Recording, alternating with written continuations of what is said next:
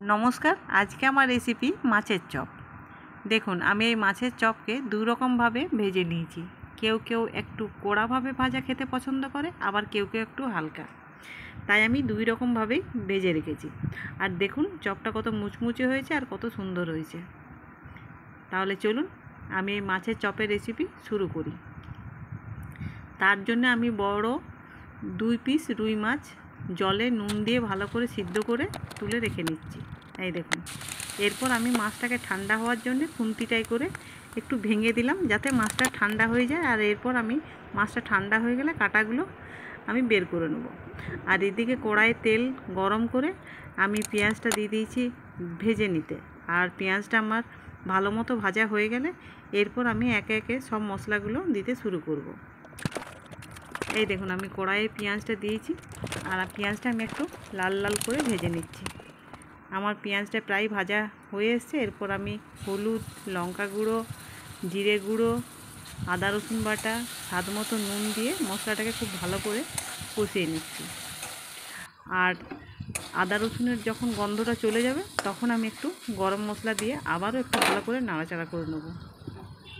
মাছের রান্নাতে বেশিরভাগ গরম মশলা ব্যবহার হয় না, কিন্তু এই রান্নাতেই গরম মশলা একটু ব্যবহার করছি, কারণ মাছটা আমি কাঁচা, যার জন্য একটু আঁশটানি গন্ধ থাকতে পারে, যার জন্য আমি একটু গরম মশলা দিলাম। আর এই দেখুন, আমি এইদিকে মাছের কাঁটাগুলো কিন্তু বের করে নিয়েছি। আর এই মশলার সঙ্গে আমি ভালো করে কষিয়ে নিচ্ছি মাছটাকে। এই দেখুন, এইভাবে আমি খুব ভালো মতো করে মাছটাকে মশলার সঙ্গে কষিয়ে নিচ্ছি।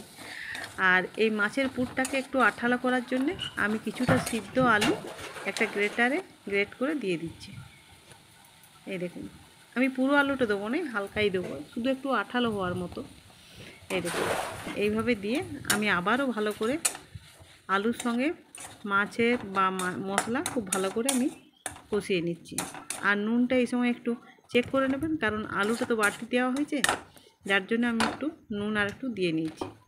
এরপর দেখুন পুরটা আমার রেডি হয়ে গেছে। আমি পুরটা ঠান্ডা করতে দিয়েছি। আর এইদিকে একটা বাটিতে 2টো ডিম ফাটিয়ে নিয়েছি আর স্বাদ মতো নুন দিয়ে আমি গুলে নিচ্ছি।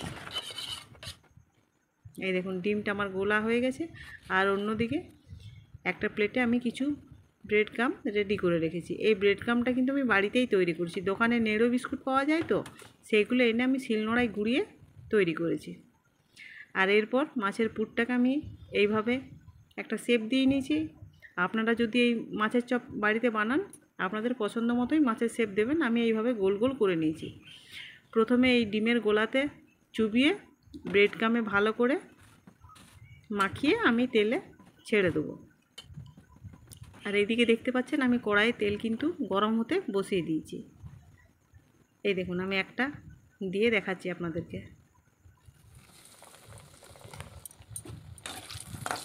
আমি কতকগুলো মাছের চপ একটু কড়া করে ভেজে নেব আর কতকগুলো একটু হালকা করে ভেজে নেব। এই দেখুন, আমার একটা রেডি হয়ে গেছে। এরপর আমি এইভাবে চপগুলোকে রেডি করে নিয়েছি আর গরম তেলে ছেড়ে আমি ভালো করে উল্টে পাল্টে ভেজে নিয়েছি। আর আঁচটা কিন্তু একটু কমিয়ে দিয়েছি, কারণ আমার মাছের ভেতরেরটা পর্যন্ত যেন ভাজা হয়ে যায়।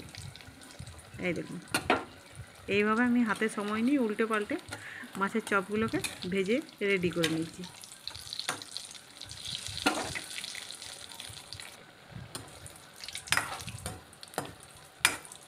খেতে খুব ভালো হয়।